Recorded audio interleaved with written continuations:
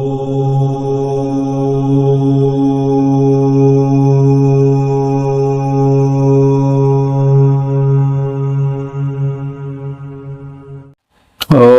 विश्वांडव चतुर्दुर्तान परासु भद्रम तन्नयासु।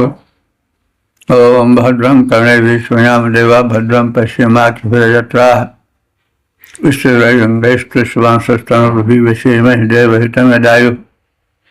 वेद प्रेम सुधे श्रोतां संप्रति हम सब यजुर्वेद के 6वें अध्याय के 20वें मंत्र की व्याख्या में प्रवेश करने जा रहे हैं।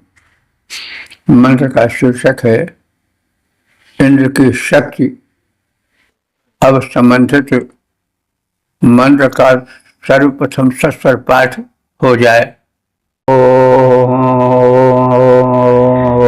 ऐन्द्रः प्राणो अंगे अंगे निदिध्यादैन्द्र उदानो अंगे अंगे निधिताः देवत्वस्तर्भूरिते सग्नो सामे तु सा लक्ष्मा जद्विखुरूपं भवाति देवत्राजन्तामवासे सखायो नत्वा माता पितारो मदन्तु। इस 20वें मंत्र में यह कथित है कि मानव में असीम शक्ति है। वो शक्ति सुप्त है, उसे जागृत करने की आवश्यकता है। यदि मानव की शक्ति जागृत हो जाए तो वह अवतार बन सकता है। तो इसी विषय को लेकर कहा जा रहा है कि त्वष्टा कहते हैं शिल्पी, कारीगर को। तो यहाँ सामान्य शिल्पी से नहीं वरन विशिष्ट शिल्पी परमात्मा से अर्थ जुड़ा है, क्योंकि उसने रंग बिरंगे फूल, भांत भांत के फल वृक्ष, जीव जंतु बनाए हैं।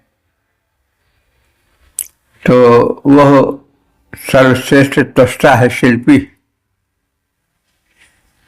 तो वह जो शिल्पी है वह हे मानव अवश्य तुम्हारी रक्षा के लिए अंगे अंगे, तुम्हारे अंग अंग में, प्रत्यंग में इंद्रा निधिध्यान। इंद्र हमारे इंद्र की शक्ति को निधिध्यासित कर दिया है, इंद्र की शक्ति को समवा दिया है, इंद्र की शक्ति को समाहित कर दिया है। तो इंद्र की शक्ति मनुष्य के विशिष्ट अंगों में हाथ, पैर, नेत्र, कर्ण, नासिका आदि में समाहित है, इसलिए इनको इंद्रिय कहा जाता है। इंद्र से ही इंद्रिय बनी। तो इंद्र की शक्ति परमात्मा शक्ति है और मनुष्य की इंद्रियों में उसी परम शक्ति की ऊर्जा समाई हुई है। तो हे मानव, तुम्हारे अंग अंग में इंद्रादिध्यासत इंद्र की शक्ति समाई है और इंद्र की शक्ति से प्राणवान होने के कारण मानव के उपयोगी अंगों को इंद्रिय कहा जाता है। अंगे अंगे, अंग अंग में तुम्हारे उदाना निधिता, उदान वायु है, उसी को प्राण शक्ति भी कहते हैं। तो मुख्य पंच प्राण हैं अपान, प्राण, समान, उदान, व्यान। तो उदान कंठ के ऊपर की वायु को उदान वायु कहते हैं। तो तुम्हारे हे मनुष्यों अंग प्रत्यंग में उदान, प्राण, समान आदि शक्तियों का समावेश है। ये प्राण शक्तियां हैं जो अपूर्व ऊर्जा कार्य क्षमता उत्पन्न करती हैं। तो इस प्रकार से हे मानव, तुम भले सिंह के समान उग्र न हो, हाथी के समान बलवान न हो, हिरण के समान तीव्र गति भर सकने वाले न हो, लेकिन तुम्हारे पास परमात्मा ने तुम्हारी इंद्रियों में वो शक्ति भर दी है, जिसके कारण तुम सृष्टि के सिरमौर हो। सृष्टि के जीवों पर तुम्हारा अधिकार है। तो अंगे अंगे तुम्हारे अंग अंग में प्रत्यंग में उदाना माने प्राण, व्यान, समान, उदान आदि जो प्राण शक्तियां हैं उन्हें धीता माने निर्धारित हैं, निश्चित हैं, क्रियाशील हैं। ते वे तुम्हारी यद माने जो सलक्ष्म विश्वरूपम भूरि एतु, तुम्हारे पास जो शक्ति सम अथवा विषम रूप में विद्यमान है, वह एकत्र होकर समय समय पर कार्य करती है। देवत्रायंतम, तुम दिव्य पुरुषों के साथ चलने वाले हो। तुम में दिव्य पुरुषों के प्रति अटूट श्रद्धा है, उनका तुम अनुकरण करते हो। इस कारण तुम्हारी शक्ति में संवर्धन होता रहता है। तो देवत्रायंतम, तुम दिव्य पुरुषों के साथ चलने वाले त्वा सखाया, तुम्हारे जो मित्रगण हैं अवश्य अनु रक्षा के लिए तुम्हारे साथ चलें। यानी तुम में जो शक्ति ऊर्जा के विकास के सहयोगी मानवीय और दैवी शक्तियां हैं, वे सब तुम्हारा साथ न छोड़ें। माता पितरौ त्वा अनुमदन्तु, तुम्हारे माता पिता तुम्हारे कर्मों का अनुमोदन करें। भाव विस्तार देख लें। हे मानव, तुम्हारे अंग अंग में इंद्र शक्ति का वास है। प्रत्येक अंग में प्राण, समान, उदान, व्यान आदि रूप में प्रबल प्राण शक्ति का समावेश है। तुम शिल्पी त्वष्टा देव परमात्मा की शक्ति और उसके शिल्प के बृहद उदाहरण हो, और विकास प्रयोजन से तुम्हारे भीतर परमात्मा प्रदत्त अनंत शक्तियां निवास करती हैं। इस प्रकार मनुष्य तुम्हारा जो शरीर है वो शक्तियों से परिपूरित है, दैवी शक्तियों का इसमें वास है। तुम्हारे पास जो सम अथवा विषम शक्ति हैं उसे पहचानो और पहचान कर उनका विकास करो। शक्ति न पहचानने के कारण शक्तिमान अपनी शक्ति को भूला रहता है। मनुष्य अपने को दीनहीन गया गुजरा समझ लेता है, भूल जाता है कि परमात्मा का अंश है। तो उसी शक्ति का स्मरण कराया जा रहा है। जैसा हमने कभी कहा था कि एक सिंह शावक भेड़ों के साथ रहने के कारण भेड़ जैसा व्यवहार करने लगा था। किसी सिंह ने उसे देखा, उसके सिंहत्व को जगाया और फिर जब उसे आत्मबोध हो गया तो वह उस भेड़ों के झुंड से निकलकर महान पराक्रमी सिंह के रूप में वन प्रांत को थर्राने लगा। तो तुम्हारे पास जो सम अथवा विषम शक्तियां हैं उन्हें पहचानो, पहचान कर अपने व्यक्तित्व का विकास करो। इस कार्य में तुम्हारे सन्मित्र, रक्षक, शिक्षक, सहयोगी बने, तुम्हारी शक्तियों को विकसित करें। इस कार्य में तुम्हारे सन्मित्र, रक्षक और सहायक सदैव तुम्हारे अनुकूल रहें। तुम्हारे भ्राता पिता तुम्हारे कार्यों का अनुमोदन करें, किसी प्रकार की बाधा न डालें। तुम्हारी आत्मशक्ति को क्षीण करने के लिए ऐसे शब्द न निकालें जिससे मनुष्य में हीनता भावना जगे। हीनता भावना से मनुष्य अपने को भूला रहता है। तो इस कार्य में घर, परिवार और मित्र मंडल का भी महत्व होता है। वे मानव के व्यक्तित्व के विकास में उसके परम सहयोगी बनकर रहें ताकि उसका विकसित व्यक्तित्व समाज के लिए परम हितकर हो सके।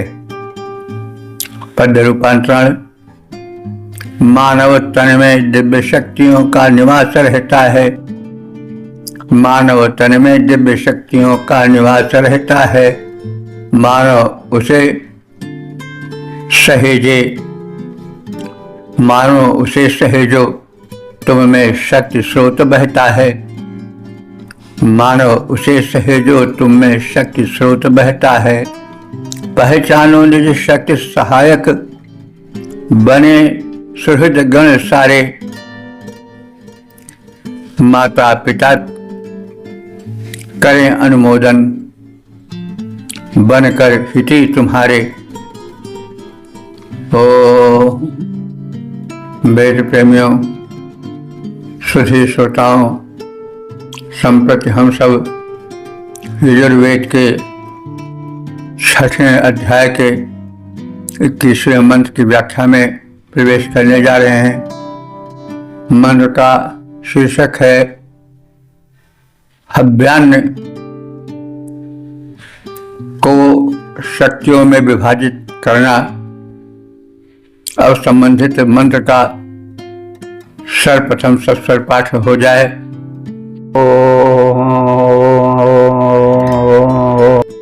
सामुद्रं गच्छ स्वाहान्तरिक्षं गच्छ स्वाहा देवज्ञो सवितारं गच्छ स्वाहा मित्रावरुणौ गच्छ स्वाहा हो रात्रे गच्छ स्वाहा छन्दात् कुंसी गच्छ स्वाहात्या वा पृथिवी गच्छ स्वाहा जज्यं गच्छ स्वाहा सोमं गच्छ स्वाहा दिव्यन्न भो गच्छ स्वाहा अग्निं वैश्वा नारं गच्छ स्वाहा मनो मे हार्दि तच्छाति वन्ते धूमो गच्छातु सुवर्ज्योतिः पृथिवीं भस्माना प्रेण स्वाहा।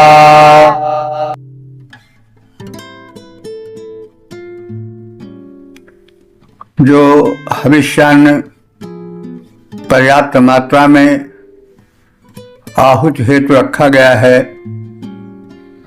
विभिन्न दिव्य शक्तियों को उन्हें समर्पित करने हेतु मंत्र पढ़े गए हैं और उसी का इसमें कथन है। तो हे दिव्य शक्तियों, तुम्हें हव्य समर्पित है। स्वाहा यानी स्वाहोच्चार पूर्वक समर्पित है।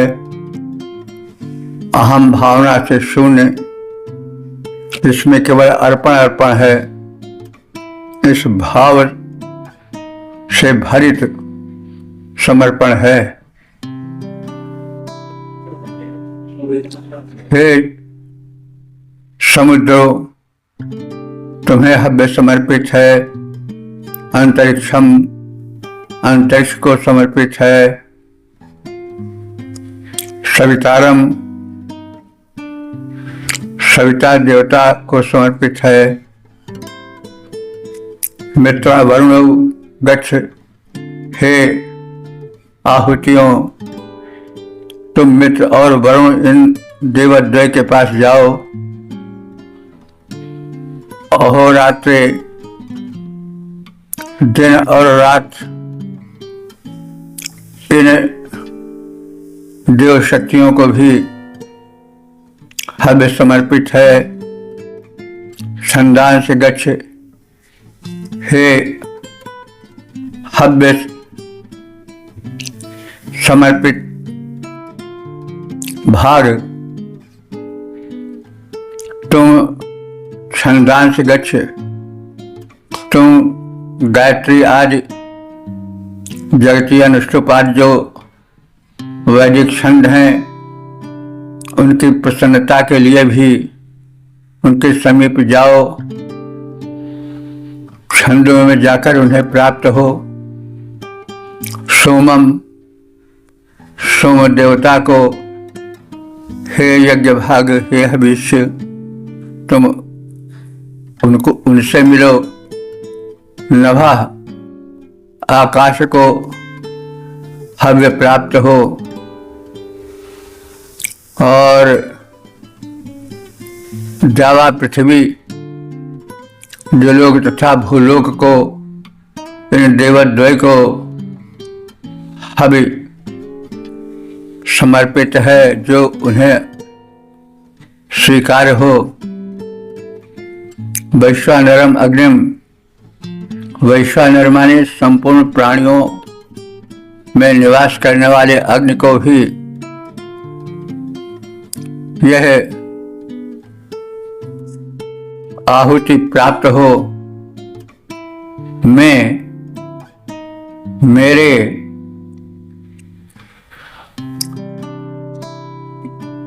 जो कृत्य हैं वे समर्पण के कृत्य हैं और प्राणियों में व्याप्त जो वैश्वानर अग्निदेव हैं उनको यह आहुति प्राप्त हो। हार्दिम मनः यच्छ, हार्द माने हृदय को प्रिय लगने वाले समग्र पदार्थों को यह समर्पित हव्य प्राप्त हो और मन को जाकर प्राप्त हो। मनः यच्छ, हार्द मनः यानी दिव्य शक्तियों के हृदय और मन दोनों को यह हव्य प्राप्त हो, क्योंकि हम सब हृदय और मन दोनों को संयोजित करके हव्य समर्पित कर रहे हैं। दिवम द्विलोक को यह हव्य प्राप्त हो। गच्छ, हे हव्यांत, जाओ और मन को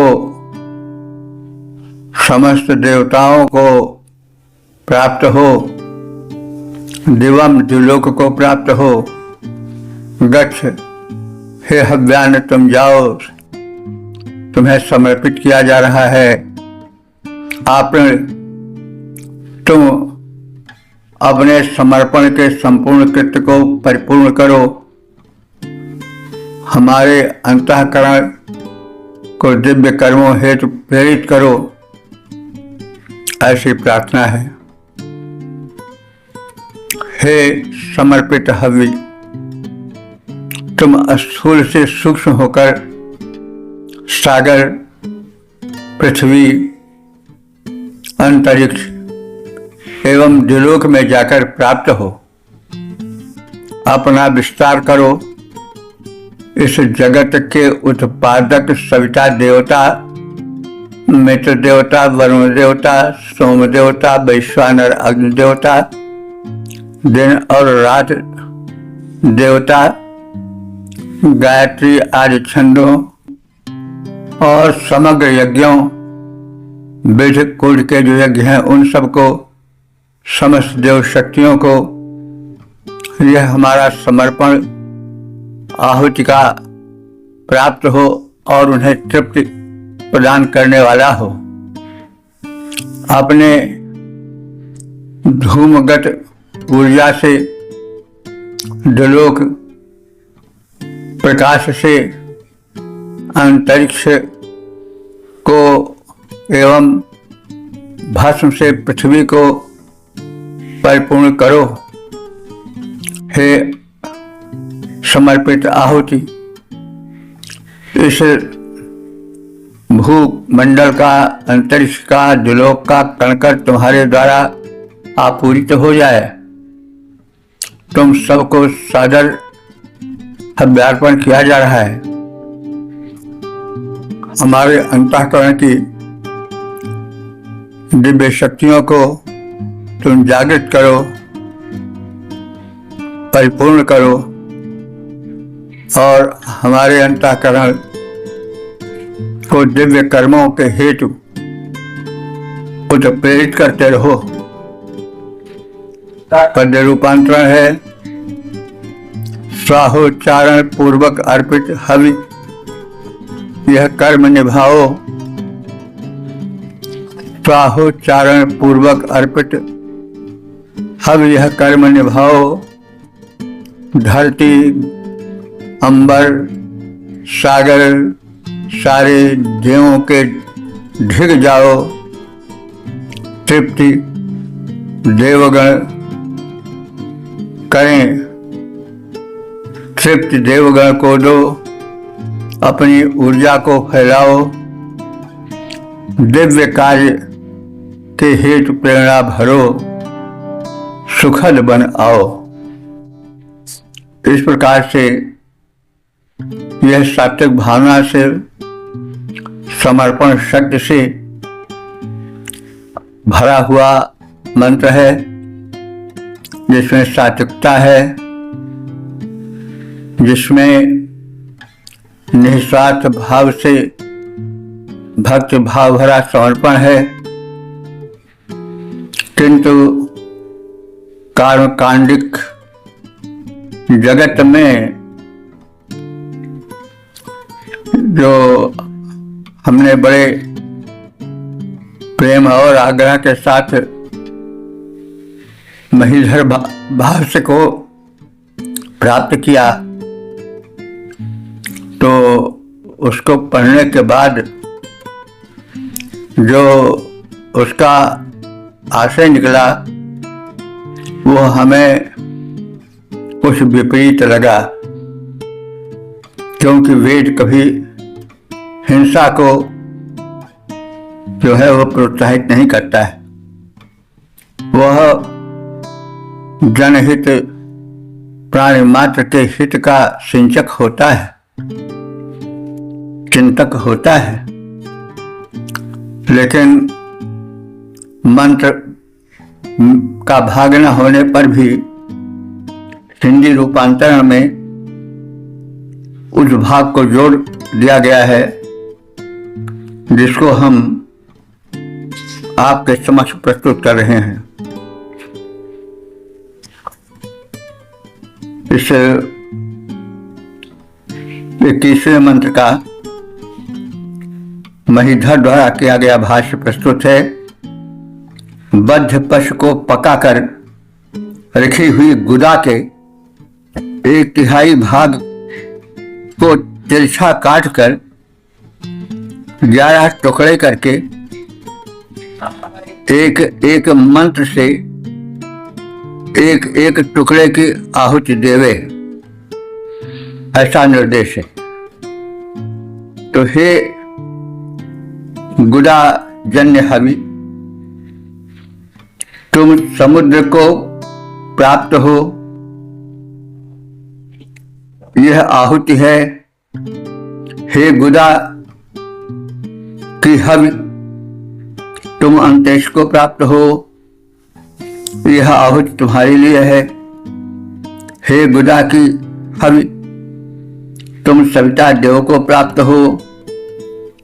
यह आहुति तुम्हारे लिए है। हे इस पशु की गुदा से बनने पकाए जाने पर बनने वाली हवि, यह तुम्हें मित्र देवता और वरुण देवता अर्पित है। तुम्हें यह प्राप्त हो जाए। हे गुदा हवि, तुम दिन रात्रि रूप काल को प्राप्त हो। यह आहुति है। हे गुदा हवि, तुम गायत्री प्रभृति 7 छंदों को प्राप्त हो। यह आहुति तुम्हें समर्पित है। हे गुदा हवि, तुम द्यावा पृथ्वी को प्राप्त हो। यह आहुति है। हे गुदा हवि, तुम यज्ञ के अधिदेवता विष्णु को प्राप्त हो। यह आहुति उनके लिए है। हे गुदा हवि, तुम दिव्य आकाश को प्राप्त हो। यह पशु के गुदा की आहुति तुम्हें समर्पित है। तो हे गुदा हवि, तुम वैश्वानर अग्नि को संप्राप्त हो। यह आहुति है। समुद्रादि देव संघ, तुम सब मेरे मन को मेरे हृदय में ही नियंत्रित करो।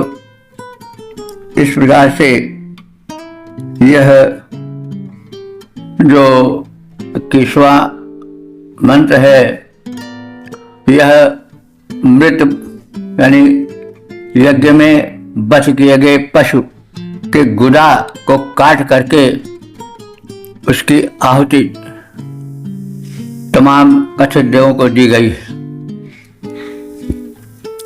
तो यह अर्थ कहाँ तक सटीक और लोकहित में होगा, इसे मैं आत्मविश्वास के साथ तो नहीं कह सकता हूँ, क्योंकि महीधर एक माने हुए भाष्यकार हैं।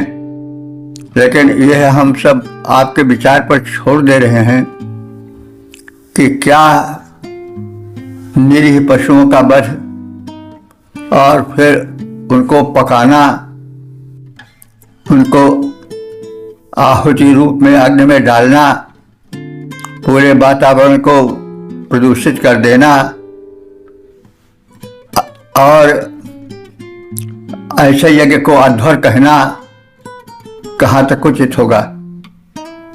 अध्वर का अर्थ होता है हिंसा रहित यज्ञ, और जो अध्वर्य यजुर्वेद का प्रधान पुरोधा है, जो कि आहुति कर्म का नियंता होता है, वह इस प्रकार से हिंसक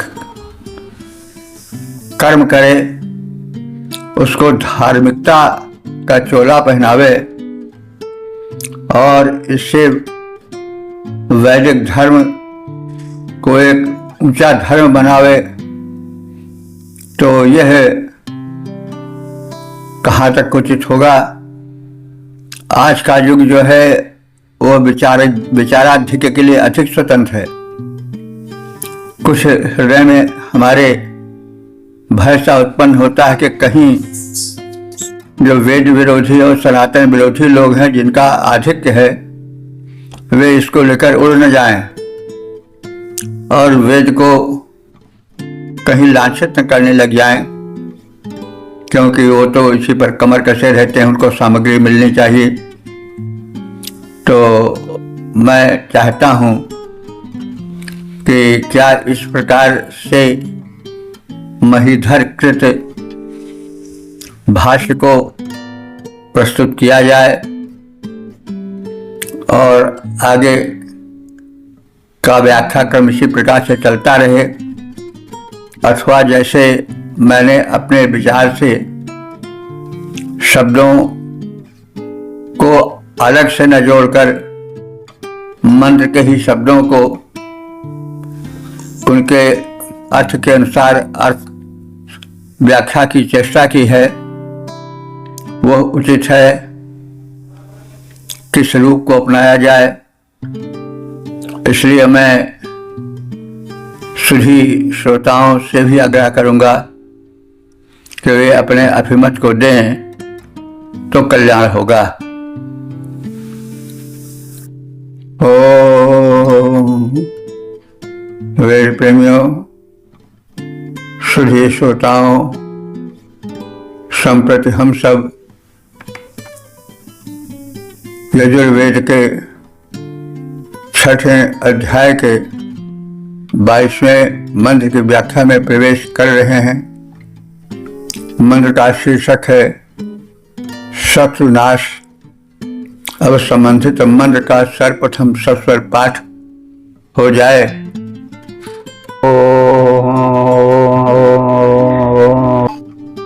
मापो मौखाधीरे हिग्गुंसीर्धाम्नो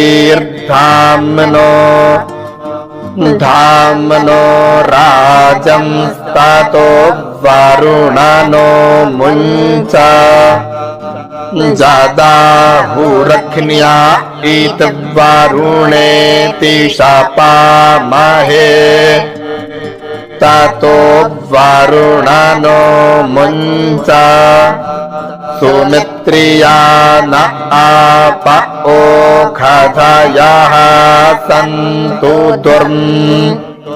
मित्रियास्तस्मै सन्तु जोऽस्मान् द्वेष्टि जन् च वायन्तु विक्रमाः।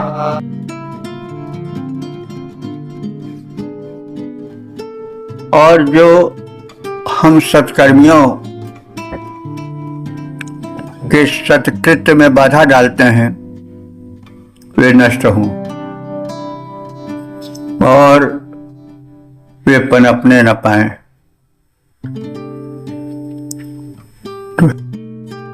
हे वरुण देव, आपा औषधि महिषी। हे वरुण देव, ऐसी प्रेरणा भरो कि आप हमारे जल जो कि औषध रूप हैं, मां हिंसी, वे हिंसित न हो अर्थात प्रदूषित न किए जाएं। धामना धामना, घर घर में मां मुंज, स्थान स्थान में जो कुवस्तुएं हैं वे त्यागी न जाएं। कूड़े कचरे मल मूत्र आदि जहां तहां ऐसे न त्याग किए जाएं। अघन्या जो गाय है उसको अघन्या कहा गया है, उसे मारा नहीं जाना चाहिए, वह अबद्धा है, ऐसा आहू माने सभी कहते हैं। तो शपा बहे, हम लोग शपथ लेकर यह प्रतिज्ञा करें कि गोहत्या या जल आदि में होने वाले प्रदूषण को हम दूर करेंगे। आपः हे जलो सुमित्रिया, तुम हमारे श्रेष्ठ मित्र बन जाओ, यानी हमें स्वास्थ्य देकर मैत्री धर्म का निर्वाह करो। हे वरुण, यह असमान द्वेष, जो व्यक्ति हमसे द्वेष भाव रखते हैं, अथवा वयम यम दुष्मः, हम जिनसे द्वेष रखते हैं, तस्मै दुर्मित्रिया संतु, वे दुष्ट मित्र के समान दुखद हैं और उनका विनाश हो। तो यहाँ पर कहा गया है दुर्मित्रिया, जो मित्र होते हैं और दुष्ट मित्र होते हैं वो बड़े कष्टकर होते हैं, क्योंकि वे अपने बनकर प्रहार करते हैं, इसलिए उनका प्रहार बड़ा घातक होता है। कहा भी गया है कि सेवक सठ नृप कुनिप कुनारी, कपटी मित्र शूल समाचारी, ये शूल की तरह त्रिशूल की तरह चुभने वाले हैं। सेवक सठ हो, नृप कुनिप हो, नारी कुनारी हो, तो मित्र कुमित्र हो, तो यह भाले की तरह, शल्य की तरह, बहुत कठिन कंटक की तरह चुभकर कष्ट देने वाले होते हैं, तो इसलिए इनका विनाश होना ही चाहिए।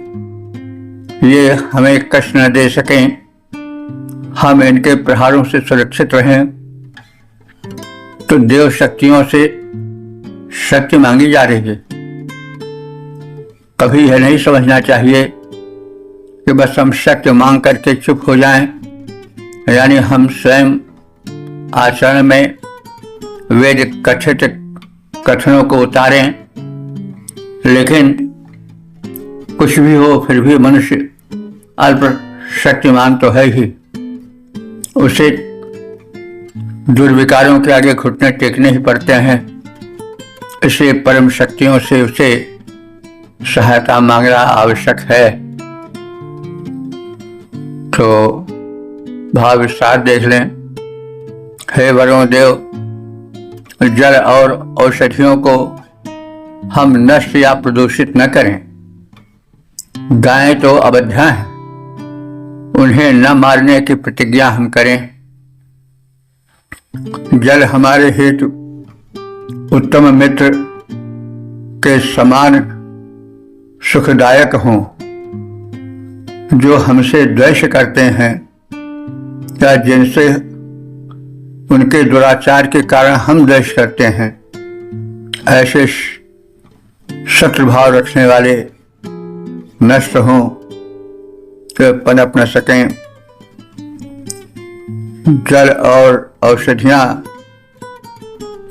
विषम भाव न रखें, वे पनपें और उन्हें हम सब नष्ट न होने दें।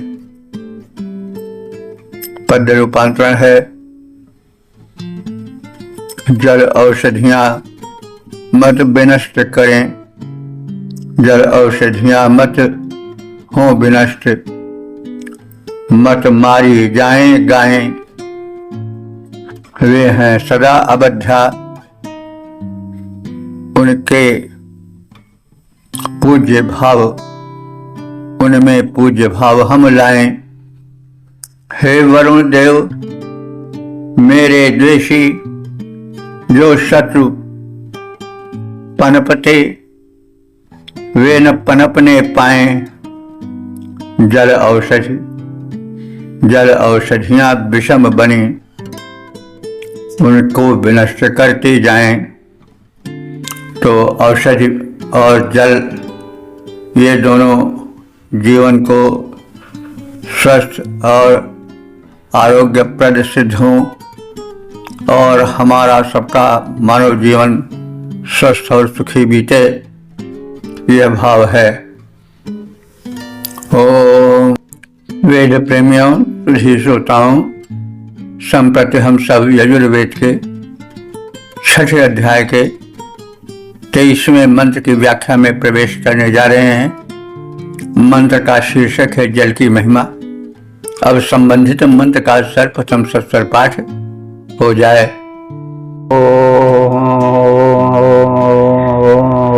हाविख्माति रीमा आपो हाविख्मान आविवासति हाविख्मान देवो अथवारो हाविख्मान अस्तु सूर्याः।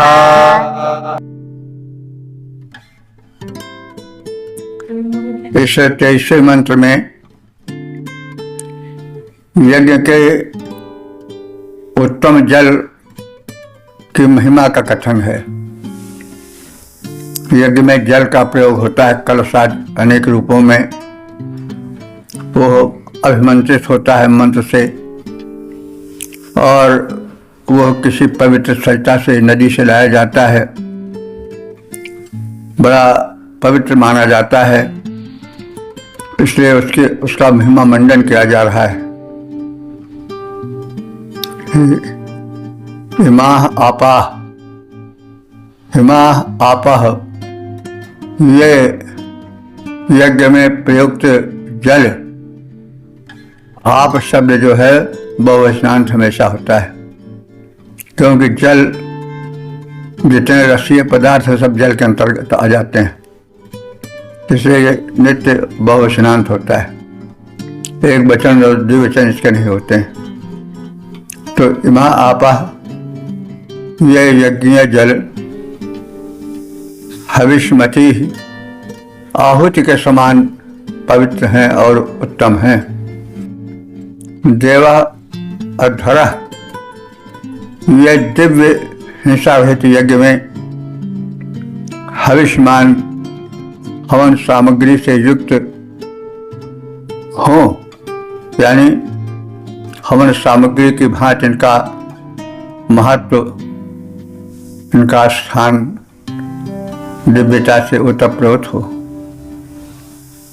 सूर्य हविष्मान अस्तु, सूर्य देव हविग्रहण करें ताकि यजमानों का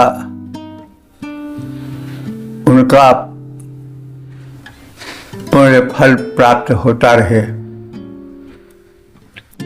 तो भाव विस्तार देखें, एक तरफ से एक स्वर में पढ़ा जा रहा है, शब्दार्थ में तो शब्द का अर्थ बताया गया, लेकिन प्रवाह जब एक साथ पढ़ा जाता है तब आता है।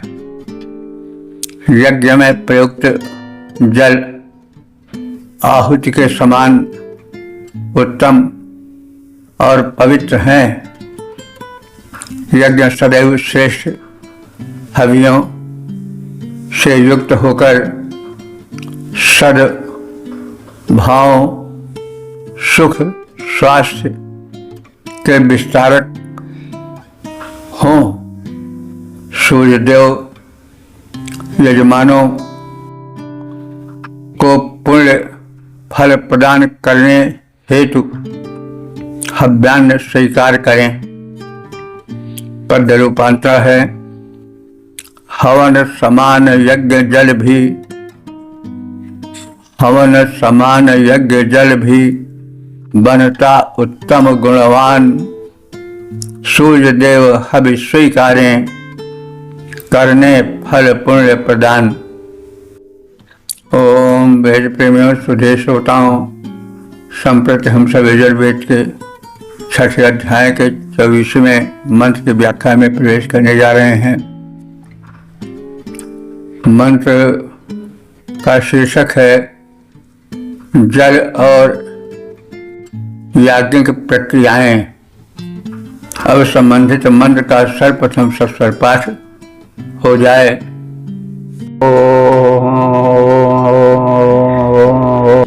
अग्निर्वोपन्नाग्रे अस्या सदासि सादयामीन्द्राग्न्योर् भागधेयीस्थामित्रा वरुणयोर्भागधेयीस्तविश्वे खान्देवानां भागधेयीस्था अमूर्जा उपासूर्जे जाभिर्वासूर्जाः साः तानो हिन्वन्तु अध्वरं मा।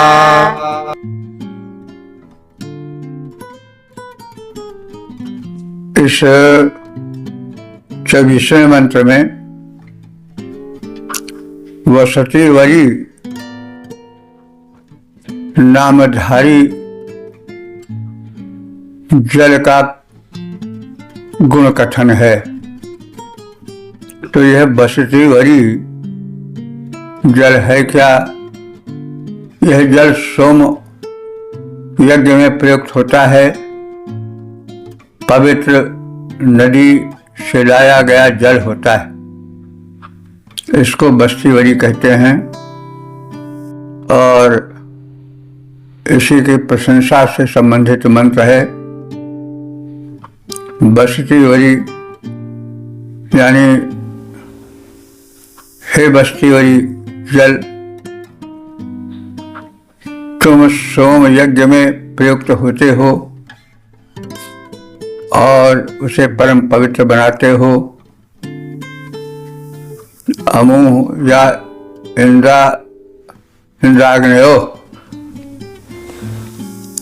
तुम इंद्र और अग्नि के मित्र और वरुण आदि देवताओं के अनुष्ठान भाग उन तक पहुंचाते हो। तो इंद्र अग्नि मित्र वरुण विषय देवों को इनका यज्ञ भाग पहुंचाते हो। और इस प्रकार से यज्ञशाला में यज्ञ वेदीस्थ अग्नि तक हम तुम्हें हे जल पहुंचाते हैं। यज्ञशाला में जो यज्ञ वेदी में अग्नि रहती है वो परम पवित्र और सक्रिय अग्नि मानी जाती है। वहाँ इस बस्ती वरी जल का प्रयोग होता है, वहाँ पहुँचाया जाता है। यह एक कर्मकांडिक प्रक्रिया के अंतर्गत आता है, उसका कथन किया जा रहा है। अग्नेय सदस्य, हे जलो तुम अग्नेय सदस्य माने अग्नि के सभा में अर्थात यज्ञशाला में सादयामी बैठाता हूँ, स्थिर करता हूँ।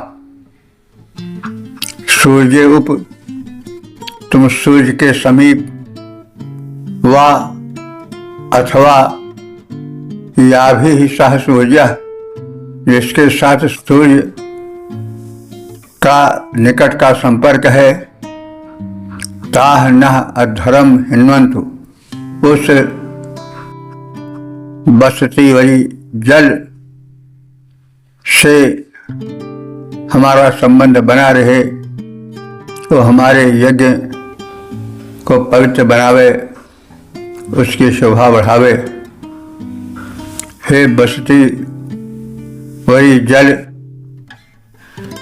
जो इंद्र अग्नि मित्र वरुण आदि सब देवताओं में उनका हव्य भाग पहुंचाती हैं।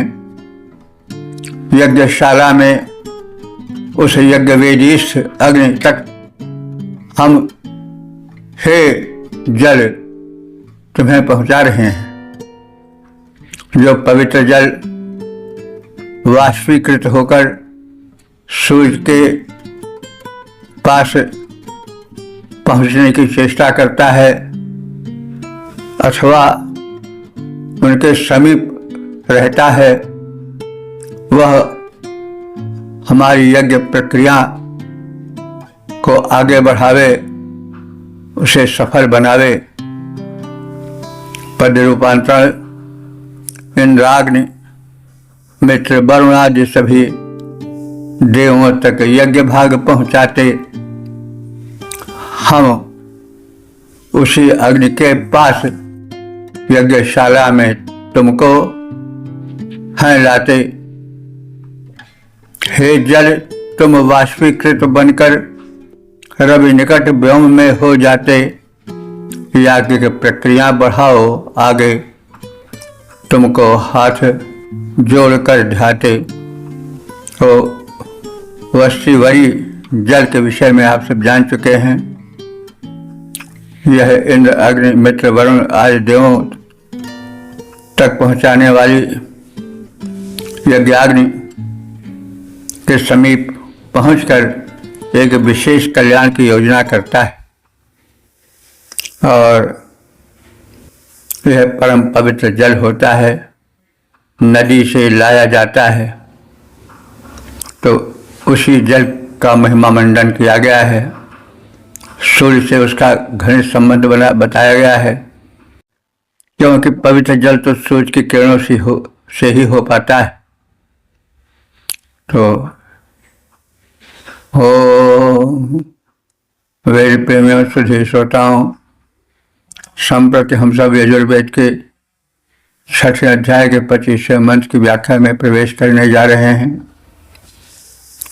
मंत्र का शीर्षक है यज्ञानुष्ठान से लाभ।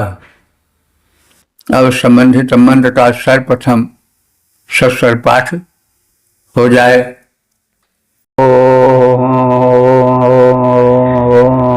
रेते त्वा मनसे त्वा दिवे त्वा सूर्यायत्वा ऊर्ध्वा मीमामथवारं दिवि देवे खुहोत्तरा जत्सा।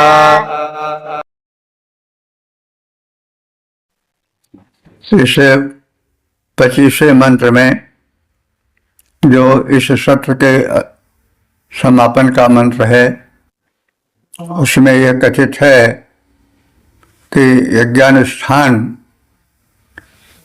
लाभप्रद है। और क्यों लाभप्रद है?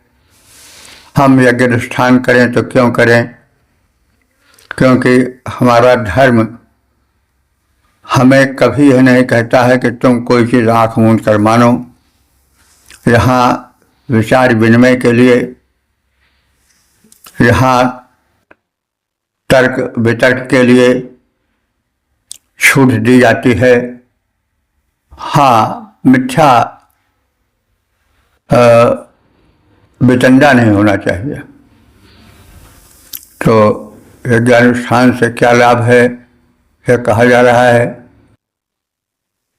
कि हे यज्ञानुष्ठानों, हृदय त्वा, हम सब तुम्हें हृदय से, मन के द्वारा दिव्यता, दिव्य लोक की प्राप्ति के लिए यज्ञानुष्ठान तुम्हें सूर्य देवता की कृपा प्राप्ति के लिए, देवेशु, देवों में उनसे दिव्य शक्ति की प्राप्ति के लिए, इमम अध्वरम यक्ष, और इस अध्वर को संपादित करते हैं। अध्वर शब्द देखिए फिर आया है यज्ञ के लिए। अध्वर कहते हैं हिंसा को और अध्वर कहते हैं अहिंसा को। इस शब्द के बार बार प्रयोग से यह स्वतः स्पष्ट होता है कि यज्ञ को हिंसा रहित होना चाहिए। उसमें किसी प्रकार की, किसी को कोई क्लेश नहीं होना चाहिए। तन मन धन से। तो दिव्य एवं अधर्म यक्ष स्वर्ग के लिए इस यज्ञ को किया जाए। होत्रा, हे यज्ञकर्ताओं, होत्रा यज्ञकर्ता, तुम यज्ञानुष्ठान करो। हे यज्ञानुष्ठान, तुम महान हो। मैं दिव्य लोक की प्राप्ति के लिए सूर्य सदृश प्रकाशक जीवन की प्राप्ति के लिए मन से हृदय से तुम्हें स्थान देता हूँ, अनुष्ठान करता हूँ। अन्य प्रकार के यज्ञकर्ताओं, तुम इसी उद्देश्य से यज्ञ करो। यज्ञ का उद्देश्य उत्तम हो, लोक से और आत्महित से जुड़ा हो। वह किसी के अनिष्ट के लिए, लोक को पीड़ा पहुंचाने के लिए अथवा अपने अनुचित विस्तार के लिए न किया जाए। यज्ञ में अहिंसा रहे, धैर्य बने, हिंसा ना नहीं पावे हो, अधैर्य रहे, इसका ध्यान रखना चाहिए। और यज्ञानुष्ठान जीवन को महान और उत्थान प्रद बनाने वाला है। इस पर प्रकाश डाला गया है और यज्ञकर्ताओं से इस कथन के परिपालन का अनुरोध किया गया है। पद रूपांतरण है, मिले स्वर्ग जीवन प्रकाश में बने प्रसन्न महान, तन मन से करता हूँ मैं यह यज्ञानुष्ठान। तो इस सत्र में हमने यज्ञ विषयक सूचनाएं प्राप्त की। यज्ञ सामग्रियों की महत्ता, उनके पवित्रीकरण और नदियों के पवित्र जल को लाने और उनकी पवित्रता को नमन करने हेतु इस सत्र के मंत्रों में पर्याप्त कथन है। और एक बार फिर एक मंत्र में, संभवतः वो 21वां मंत्र है, उसमें पशु को वध करके उसके जो गुदा भाग है उसका खंड खंड करके वितरण करने का, देवों को अर्पित करने का कथन है। वह जो है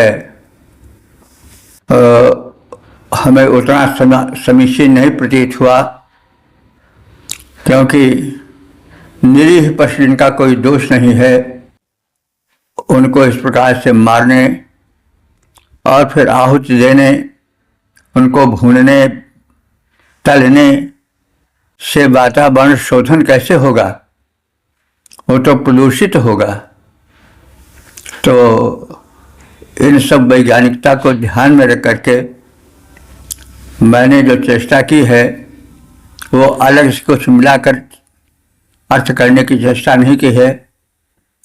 जहाँ तक हो सका है, जो मंत्र में शब्दार्थ हैं उन्हीं के आधार पर अर्थ के विस्तार की चेष्टा की गई। तो यह तो मेरा एक लघु प्रयास है, लेकिन जो सुधी साधक हैं, विद्वान हैं, वो इस पर विचार करेंगे और प्रार्थना है कि वो एक सकारात्मक रूप में तथ्य को लेकर विचार विनिमय करेंगे। ओम सर्वे भवन्तु सुखिनः, सर्वे सन्तु निरामयाः, सर्वे भद्राणि पश्यन्तु, मां कश्चित् दुःखभाग् भवेत्।